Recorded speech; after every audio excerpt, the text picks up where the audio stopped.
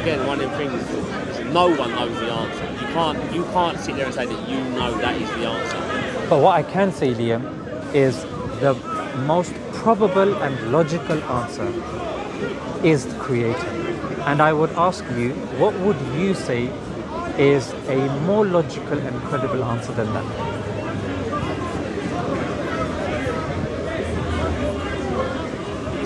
I'm not an academic in any sort You of way. don't have to be. Yeah, I know what you're saying, but that's what I'm saying. Everyone has their own opinion. I believe that it's just the conditions. The conditions are right, and we're just.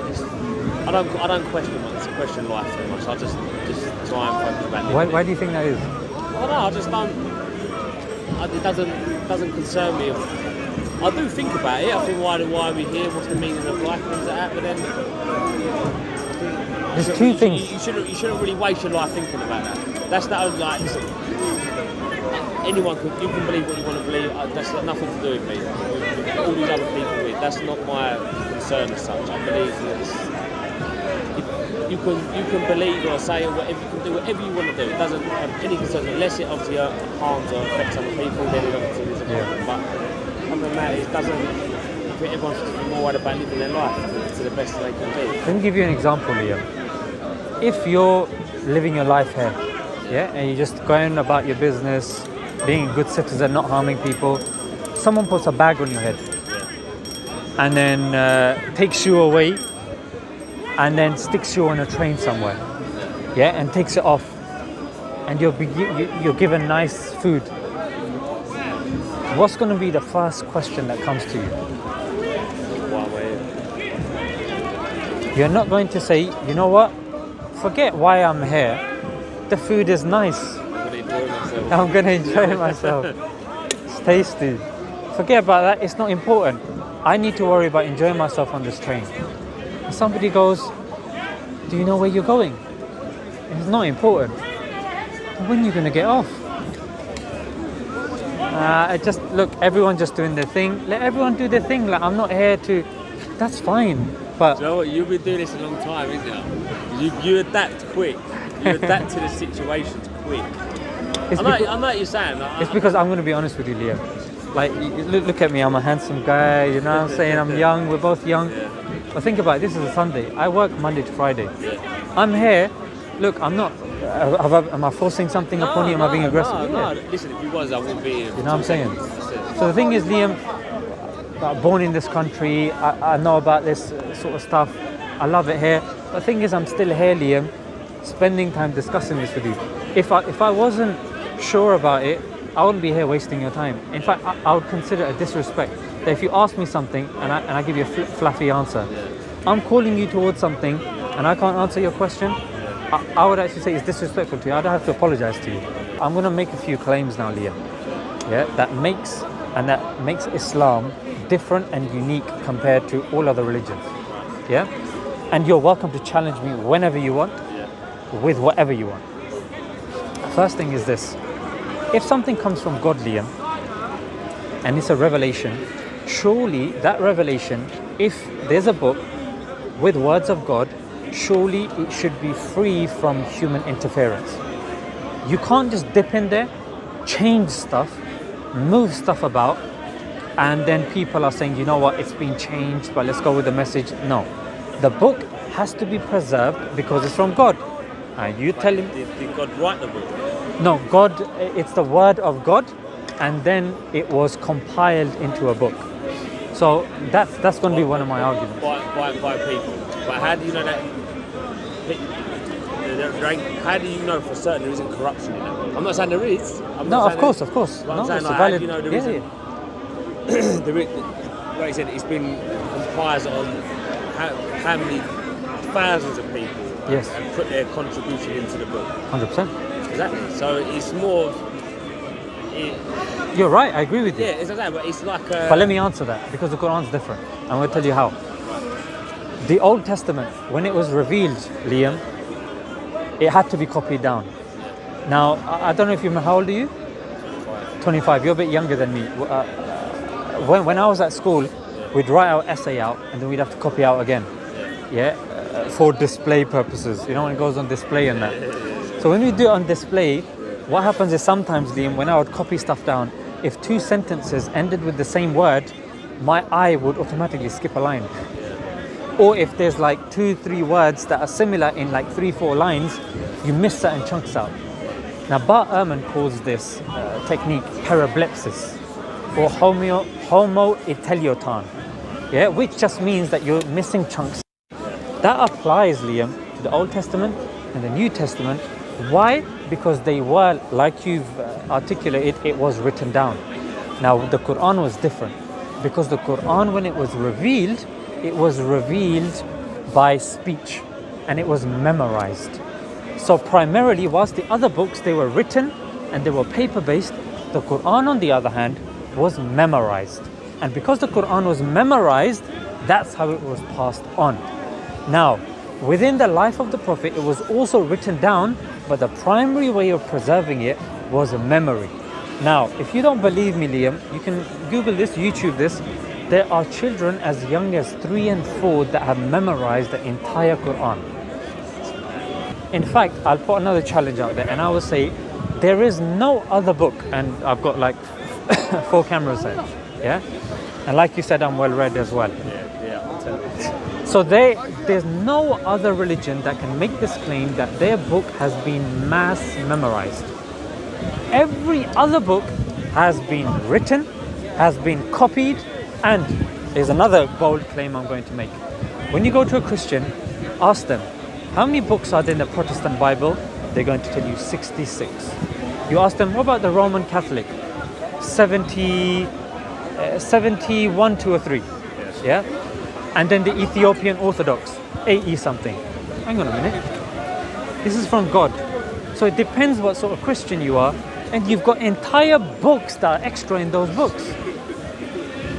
I'm sorry, but this isn't convincing to me as an agnostic that's looking into religion. Now you say, okay, what about you? I'll tell you. There's certain sects within Islam. Sunni, Shia, this, that. Liam, all of them. There'll be dispute about other things. When it comes to the Quran, every single Muslim believes in the same Quran. And there are manuscripts. And I'm moving on to the next claim now.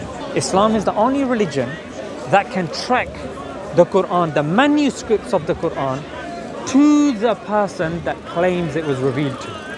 There's no manuscript that we have today on this planet that is traced to the time of Jesus, that's traced to the time of Moses, but we do have, in fact, it's not in some Arab country, it's in this country, Liam. Birmingham University has one of the oldest manuscripts of the Quran. So this is the third claim. We have manuscripts, Liam, that are tracing back to that time. But when it comes to Jesus and Moses, you don't have people, now listen to me carefully, you don't have people of independent other religions that can verify their existence. Now obviously as a Muslim we accept Moses existed, Jesus existed because it's in the Quran. However, if you're going for manuscripts that can be dated and carbon dated, you know, for you to tell, carbon date, exactly. There are 3 sources. Yeah, if you want, I can tell you exactly the names of those sources as well, but they sound a bit funny. Yeah? You want me to tell you the name of the 3 independent non-Muslim sources that verify that the Prophet existed in the 7th century? All right. The first one is the Nestorian Chronicle. The second one is the more famous one. It's called the Doctrina Jacobi Nuper Baptizati. You can see it was a mission to memorize. And the third one, the third one's the tricky one. Bishop Sabius of the House of Bagratunis. So these are 3 independent sources that are dated to the 7th century that talk of a Saracen leader, Saracens is what they called the Muslims at that time, who claims to have the keys of paradise. Yeah? And we have archaeological evidence, manuscripts that trace back to the people who succeeded the Prophet in terms of Khilafat, like you've got Abu Bakr, Umar, Uthman, Ali. Yeah, you have evidences, you have coins that can be, traced back to the time. In fact, today I've ordered a book. It's by Anthony Shawn. He's written a book in which the first chapter is just about evidence proving that the Prophet existed from non-Muslim sources, be it coins, be it epigraphies. I think I'm pronouncing it properly. Epigraphy is like, you know, when there's marking on stones, like writings and stuff like that. So you've got, but Liam, when you speak to these other people, and you're more than welcome to do so, in fact I encourage it, they will not be able to give you this stuff. In fact, they will pick up any the most popular Bible you're going to pick up is called the King James Version. And read the preface. In the preface it says this book has major and minor errors in it. Then pick up the Quran. And then you're going to see there's no such word like that. In fact, there is no preface. It just starts off. You know what I'm saying? Go straight into it. It's been preserved. There's evidence. Then you're like, okay, Quran is preserved. The other books aren't. They got proof archaeologically that can be carbon dated. You got manuscripts that are present. You got the Quran that accepts the previous prophets as well. It's not saying, oh, you're wrong, you're this. You're just saying that at that time, we accept Jesus was alive at that time and he was a prophet. Thereafter, we say that the books were changed. Yeah? And now the Prophet came with the final revelation, and we're making the claim that the Quran has not been changed. Jesus spoke Aramaic. The New Testament's written in Greek. We're reading in English. Aramaic, Greek, English. Okay, what about you, Muslim? What are you saying, mate? Alright, I'm saying the Prophet spoke Arabic. The Quran's in Arabic. We read it in Arabic. Yeah, we read the translation, but we read it in Arabic primarily. Alright, cool. Translation, what about translation? Yeah, just Arabic to English, but Aramaic is not. Have you heard anybody saying, yeah, man's learning French, Spanish, man's doing a bit of Aramaic on the side? You heard anyone say that? They've even heard of it. You know what I'm saying? But Jesus spoke Aramaic. So the thing is, Arabic is one of the top 5 languages. It's a live language. So surely if a language is being claimed that the final testament is written, then show me the language. Okay, you got the Middle East that's speaking that language. It's a live language. You can do it. Let's study in SOAS universities here, Birmingham University. You can study even in A-levels if you want to study it, no problem. Who's studying Aramaic? Who's studying Hebrew? It's not. Even Hebrew, the Old Testament is written in Hebrew. We believe as Muslims that even if a non-Muslim, if let's just say I oppress you, but you don't believe in God, and you make a prayer against me, that prayer will still be heard by God and I'll still be punished for it. Sorry. You're right. So what I'm trying to say is prayer is something that we believe that even non-Muslims can do.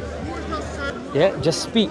Say, God, you know what, it does make sense. Like when you look, bro, just look at the way the sun is hitting us, the way the light is hitting the grass, the way that tree is able to kind of, spread out, and the way human beings are able to communicate language. What's the difference between us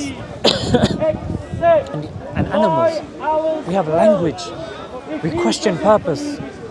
We cook food. We think deep issues. We question purpose. Yeah, there's so many things that make us unique, and it's these sorts of things, Liam, that I want you to ponder upon, and you use that when you're communicating with God, and then let me know. You know what, just sitting there now, Joe, you are a good speaker. You are a good speaker. But yeah, no, I'll definitely be back. I'll probably end up seeing me again up here. Brilliant. Thank you for your time and patience as well, and your questions. No problem. But it's mad. I'll definitely be up here again. Excellent. But hopefully I don't get collared for another hour by someone. I've got to write back yet. But yeah, no, it's good talking to you anyway. Likewise. Yeah. Have a safe journey. What was your name? My name is Zishan. Zishan. Zishan, and the channel is to Jenya.